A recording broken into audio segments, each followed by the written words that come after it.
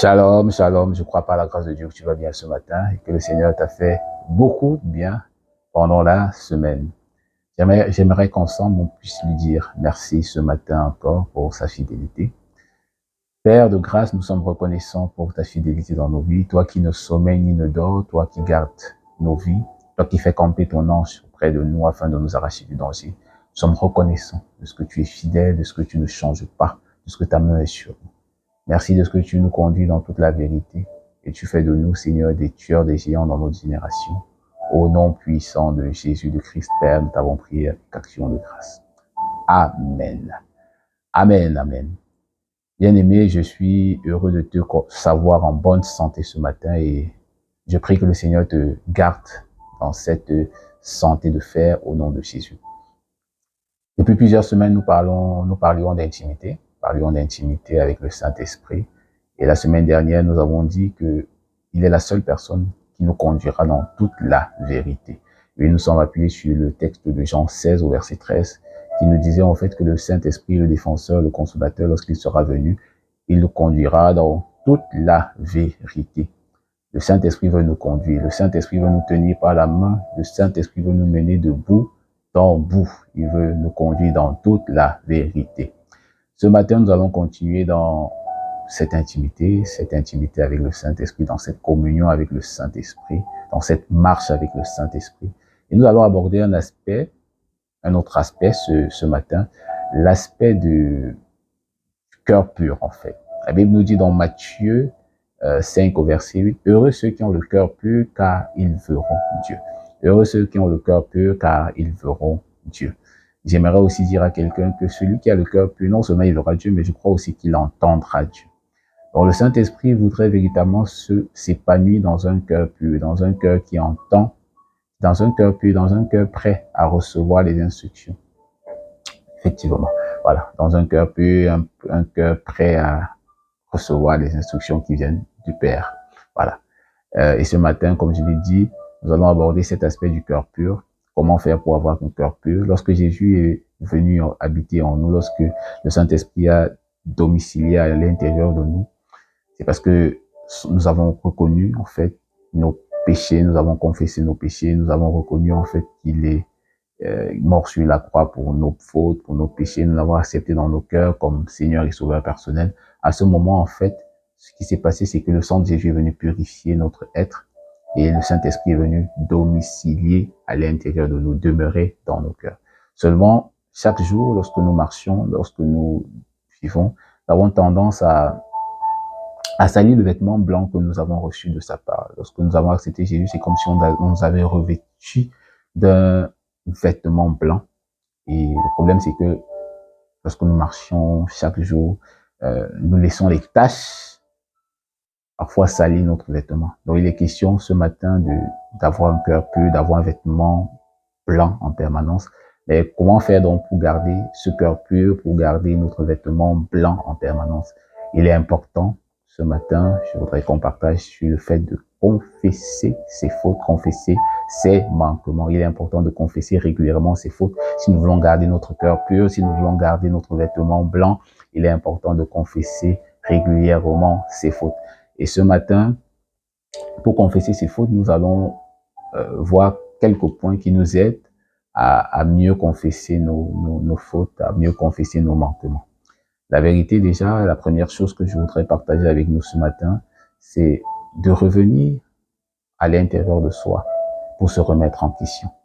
Premier point, c'est véritablement se remettre en question lorsque nous voulons confesser nos fautes. Se remettre en question parce qu'en réalité, nous ne sommes pas, nous ne vivons pas dans un monde parfait. Voilà. Le monde, c'est le monde et il y aura toujours tant qu'il y aura des hommes sur la terre, il y aura des interactions sur la terre, il y aura des problèmes, il y aura des situations qui ne seront pas toujours toutes blanches ou bien toutes parfaites en tout cas. Donc nous avons véritablement besoin d'être conscients de ce que l'homme s'aiguise au contact de l'homme comme le fer s'aiguise au contact du fer. En réalité, qu'est-ce que j'essaie de dire, c'est que il faudrait se remettre en question devant les différentes situations par lesquelles nous passons. On doit se remettre en question, revenir à l'intérieur de soi et se dire en réalité que si telle situation ou tel problème s'est posé, j'ai ma part de responsabilité. Et focaliser son attention sur sa responsabilité. Sur sa responsabilité. C'est de cette manière que je pourrais confesser en fait mon manquement, reconnaître que dans la situation qui s'est posée, dans la situation qui s'est passée, j'ai une part de responsabilité. Lorsque je suis conscient de ce que je ne suis pas parfait dans cette situation, je verrai ma part de responsabilité, je pourrais porter ma part de responsabilité devant le Seigneur en lui disant véritablement, Seigneur, j'ai mal fait. Quelqu'un a dit un jour que lorsqu'on arrive devant un tribunal, on n'est pas forcément accusé ou bien condamné pour ce que l'autre a fait. C'est vrai qu'il y a souvent des circonstances atténuantes, mais la vérité, c'est que nous sommes condamnés sur nos propres actions, sur nos propres actes. Nous sommes jugés par rapport à ce que nous avons fait. Il ne sera pas question lorsque tu arrives, non, c'est parce qu'il m'avait insulté que je l'ai frappé et je l'ai tué. C'est parce qu'elle m'avait mal regardé, c'est parce qu'elle m'avait méprisé que j'ai appuyé son et que je l'ai tué. Tu seras condamné pour meurtre. Et donc, parce qu'on ne viendra pas dire non, c'est parce qu'elle avait fait ceci, parce qu'il avait fait ça, que. Donc, la vérité, c'est que tu dois fixer ton regard sur tes propres fautes, sur ta responsabilité, et porter ta responsabilité devant le Seigneur. La deuxième chose que je voudrais dire ce matin, c'est de focaliser aussi, d'être conscient de ce que Jésus a accompli à la croix pour toi. Parce que la vérité, c'est que Jésus a tout accompli à la croix, il a versé son sang pour que toi, tu sois pardonné, pour que toi, tu sois purifié. Et la Bible nous dit dans 1 Jean 1 au verset 9 que si nous confessons nos fautes, il est fidèle et juste pour nous pardonner nos péchés et pour nous purifier de toutes nos iniquités. Alors, lorsque je suis conscient de ce que Jésus a accompli à la croix, conscient de l'œuvre achevée de la croix, je peux m'approcher avec assurance du trône de la grâce. Donc, je dois premièrement me remettre en question, me dire en fait, face à cette situation, j'ai ma part de responsabilité. Deuxièmement, je dois être conscient de ce que Jésus a tout accompli à la croix pour moi et que son sang parle en permanence en ma faveur. Donc, je ne dois pas rejeter la faute sur l'autre. Je dois refuser de rejeter la faute sur l'autre parce qu'en rejetant la faute sur l'autre, c'est comme si je prenais les clés de ma vie, je la remettais à quelqu'un d'autre. Je décidais d'entrer dans une prison dans laquelle moi-même je me suis enfermé, j'ai remis la clé à quelqu'un. Je refuse d'être enfermé dans une prison. Alors, je reconnais ma part de responsabilité face à la situation et je porte ma faute, ma responsabilité devant le Seigneur en lui demandant, du moins en confessant en réalité ce que j'ai fait.